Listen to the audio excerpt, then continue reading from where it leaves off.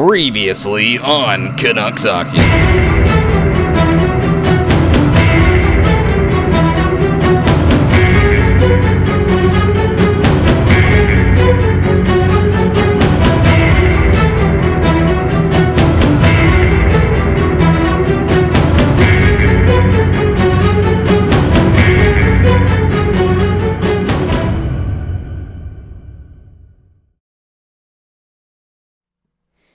Alrighty, folks, and we are back. The Canucks just finished watching the game. I always try to do it fresh right after watching it, just so you can get my raw emotion. I don't have a lot of feelings right now.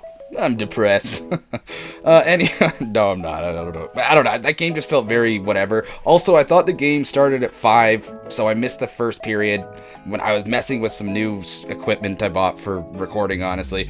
Anyways, this is dragging out enough already. This is what I'm trying to learn. Let's get straight into the comment of the day off of the last game there. Is from Chris Coot 8441. Good vid, but holy, that intro is way too long, and I could not agree anymore. We had a good discussion in the comments about it, and I do appreciate the constructive criticism. I really do. So I'm gonna try and narrow it down a little bit here. Maybe just not ramble off as much as I usually do. But anyways, enough with this, and let's get straight into the game highlights here now, shall we? Alright, first period to play, the Pittsburgh Penguins and the Vancouver Canucks. It's game 4 on this lengthy road trip, and it's Connor Garland. Garland gets it done! You already know the Canucks are going to win this game quickly because Connor Garland scored immediately into the game. You already know for sure they got this game locked down, and they're definitely not going to not score any more goals. But great effort there, honestly. Evander Kane cannot put it in the back of the net. Seelovs is there to make the save. And then it's the Canucks streaming on in. It looks like they played all right in the first. Unfortunately, I missed it, like I said, because I thought the game started at 5. But then the Pittsburgh Penguins come in, Lankinen in net, by the way, for the Vancouver Canucks. And then the Penguins score. And it's a nice little Tipperuno, Witherspoon, whatever the frick his spoony name is, threw it on net, and somebody tipped it. Who cares? It's the Pittsburgh Penguins. They're the enemy team. I don't like them. Lankinen with the save. And then it's Connor the Gargoyle, but it's a nice save there by Arturs, the Artie Party. Artie. I'm getting Tourette syndrome as we speak, with the save. Quinn Hughes, the shot on net with an absolutely beautiful power play, and it's Arturs Seelovs, the man that we all love so freaking much. We miss you.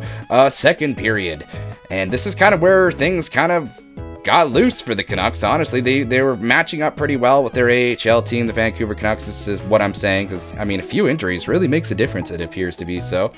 But this is when I started watching the freaking game, and the Pittsburgh Penguins actually freaking, they start stepping up. But Lankinen makes the freaking save. Absolutely love him. He's way better than that other guy on the other side, for sure. Right, guys? But then this is where all hell breaks loose, and the Penguins do score. And it's honestly just a nice shot there. I think it's Novak. Is that Novak? Yeah, he had a pretty good game. He was noticeable all game. And then they come in again, but Lankinen's there to make that freaking save. Get out of here. Then it's Sid, the middle-aged old man, with the freaking goal. Honestly, just a nice shot. Make sure you save your kidney. I mean, when you go to bed, save your... you know what? Let's just forget what I'm saying. I had this cool quote I was gonna say. It was gonna be kind of funny, but now it's not funny because I fumbled hard. The Penguins are up 4-1 now, by the way, as we go into the third period. Yeah, a lot of young guys here. I'm not even really overly upset, 2BH. It's a goal there by Brazo. He actually had a pretty monster game for 3 points. Look at that glove flying. I didn't even notice that. Oh my goodness, it went... yeah, and basically the game kind of just wraps up from here. It's 5-1, but that's going to be the final score. Some nice chances at the end. Lankinen makes some saves. Seelovs makes some saves, but Seelovs eventually comes out with the win, and the Canucks' old backup comes back to haunt them. And I think we all knew this would happen, to be honest, at some point. This is not like a huge haunting moment where it's like it's not Game 7 in the playoffs and Seelovs just knocked out the Canucks. No, but we all know what he's capable of. And it sucked to have let him go. I mean, I'm okay with the decision because, I mean, Demko, Lankinen, that's a great combination. It was just one of those situations where it does suck, but I had to point it out. I thought it would make it the title, just to kind of, I don't know, just thought it was fitting. But honestly, I'm actually happy for him. Good for him. I don't hate the Pittsburgh Penguins, so this is not like a salty feeling loss. The Canucks just won a few in a row. Obviously, you can't let that slide. One game's okay. And then who do they play next? Nashville. So if they win that, who cares about this game, right? You know, if they go 4 for 1, 5 for, you know what? 5 games. If they win 4 games out of 5 in this off-road trip, that would be fantastic. I'd be okay with that. Anyways, let's get straight into the game stats here now, shall we? The Canucks will get outshot 26-24. Bit of a low shooting game, honestly.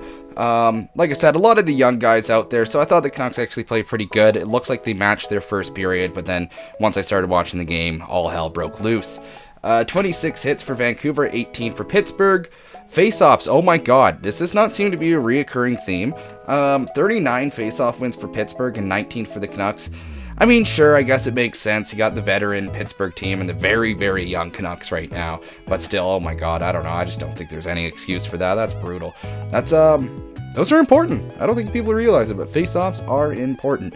0 for 3 on the power play. Cannot stand their power play right now. It drives me crazy all freaking year. I hate it. I hate it. I hate it. I hate it. 2 for 5 for Pittsburgh. And nobody cares about the other stats. Let's take a look at the Canucks box score now, shall we?